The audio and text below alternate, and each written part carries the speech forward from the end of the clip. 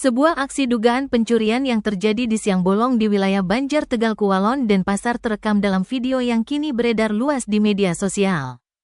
Kejadian tersebut terjadi pada Sabtu tanggal 8 Maret siang, di mana seorang pelaku tampak dengan santainya memasuki rumah warga dan mengambil uang tunai. Dalam rekaman CCTV yang beredar, terlihat pelaku yang mengenakan pakaian kasual masuk ke dalam rumah dan melancarkan aksinya tanpa rasa takut.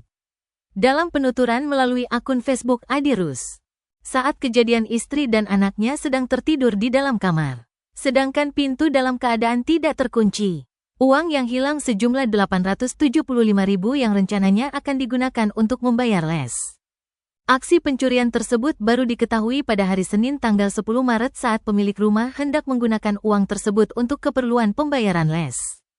Menurut keterangan yang dibagikan di akun Facebook Adirus, pemilik rumah telah melaporkan kejadian tersebut ke Polsek Denpasar Timur.